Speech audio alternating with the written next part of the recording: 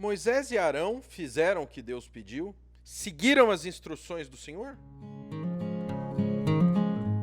E aí, pessoal, o que você acha? Isso que o nosso Nascido ESC vai trabalhar hoje.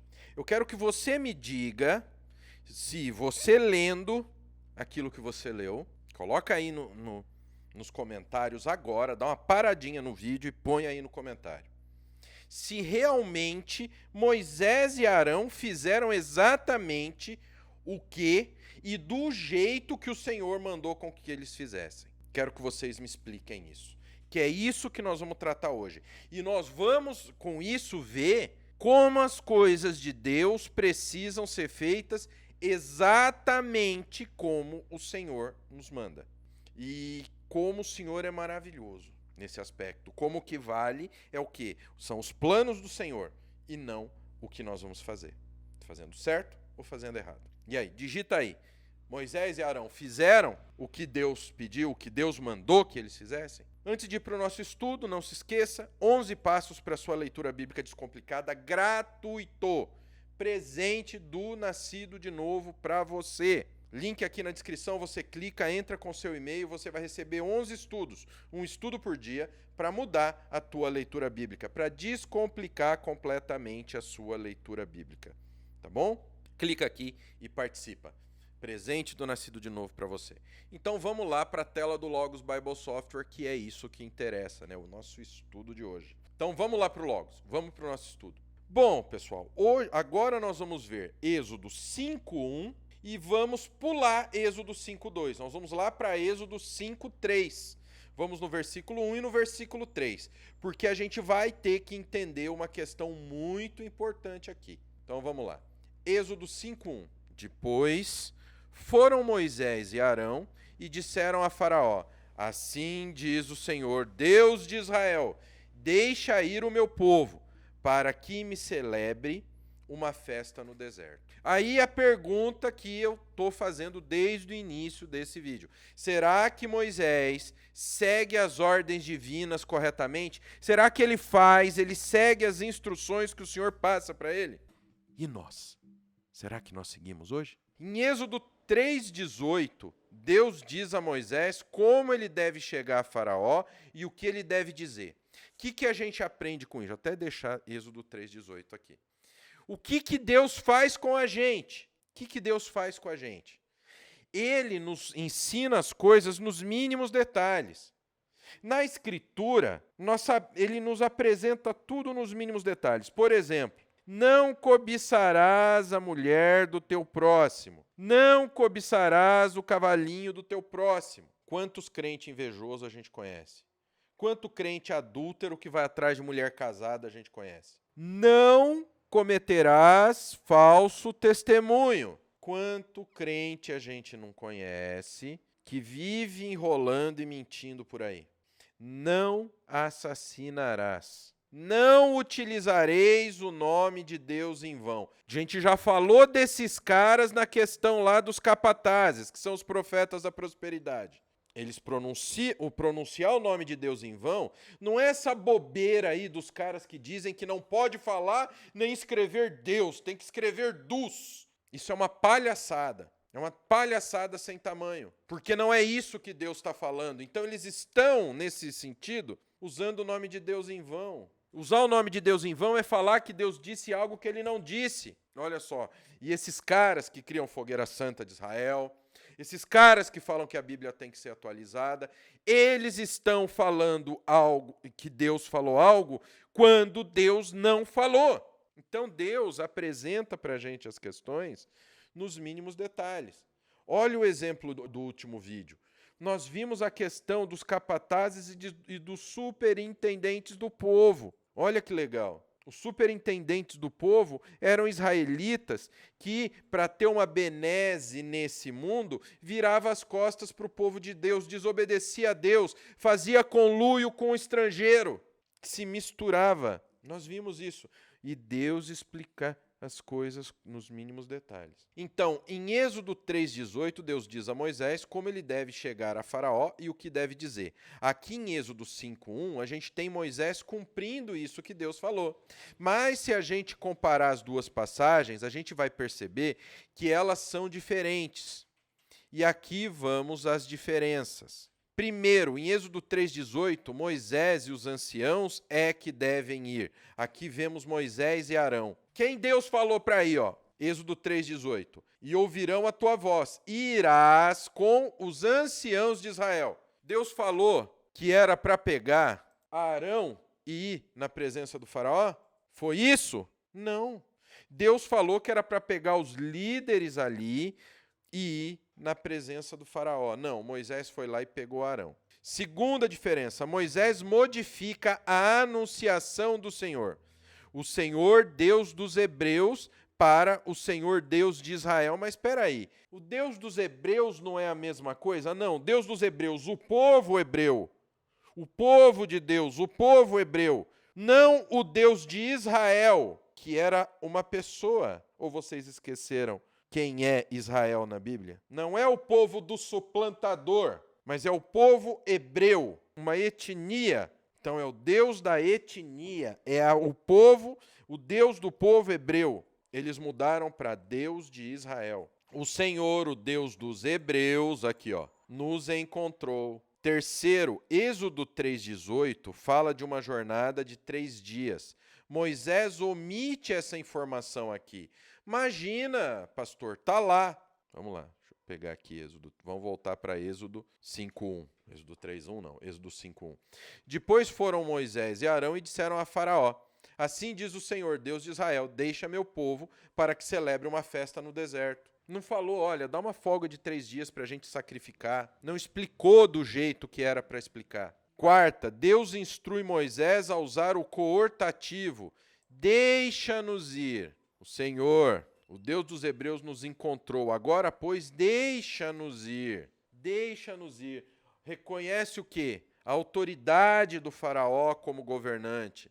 Reconhece a situação. Em vez disso, usa o modo imperativo. E depois foram Moisés e Arão e disseram a Faraó: assim diz o Senhor, Deus de Israel, deixa ir o meu povo para que celebre uma festa no deserto. Quinta, o Senhor diz a Moisés para usar a partícula nã. Por favor, deixa-nos ir, por favor. Aqui não há por favor. A diferença entre os dois textos é óbvia. A linguagem de Deus é cortês e diplomática. Sabe? Quem realmente tem poder não tem a necessidade de usar força. Quem aqui assistiu Peaky Blinders? Todo mundo, nossa, gostou do personagem do Shelby lá, né? Do Tommy Shelby. Você tinha o irmão espalhafatoso, enroscado, que era o Arthur, e você tinha o Thomas. O Arthur falava, esbravejava, sentava a mão em todo mundo, e o Tommy, ele mais perguntava do que afirmava. Por quê? Porque quem realmente tem o poder usa isso. A linguagem de Moisés é abrasiva. O que é abrasivo? É desgastosa. É como uma lixa que vem abrasar, que vem abrasar. E é de confrontação. Se pegar o 5:1, você vê que ele vem, bom, Deus mandou, então agora eu sou todo-poderoso. Quando vocês veem esses pastores entrevistando o demônio, se fosse demônio de verdade aquilo lá, não é com aquela linguagem abrasiva. Eu te repreendo, Satanás. Não é você que repreende. A gente vê na Bíblia, quando o anjo repreende Satanás, o Senhor te repreenda, Satanás. Porque nem o anjo, que é um ser espiritual, tem autoridade para repreender Satanás. E nós achamos que nós podemos ser os donos do mundo. Nós achamos que porque nós somos crentes, nós podemos falar e agir da maneira que a gente quiser. Vou dar outra vez o mesmo exemplo aqui. O vídeo que eu vi, o menino, primeira vez que ele ia pregar, na pregação dele ele citava diversas passagens, justamente para explicar o que ele estava pregando. Ele estava fazendo um trabalho legal, só que aí o que aconteceu? Ele perdeu a folha onde estava a passagem. E ele foi procurar. Levantou uma maluca dizendo que era profeta de Senhor, falando: desça daí, porque Deus não colocou você aí para gaguejar. Peraí, então Deus erra, colocando o cara para pregar, o cara gaguejou, então Deus errou. Deus é imperfeito. Você vê o linguajar que ela agiu com o menino, aí que o rapaz ficou mais... Aí que o rapaz perdeu a estribeira. Homem é muito assim, né? Essa é a forma como Moisés se dirigiu a Faraó. Quantos de nós quando vê... Bom, Deus deu a ordem. Agora eu vou ver como Moisés cumpriu essa ordem. Espera aí, o que está escrito aqui, como Deus mandou?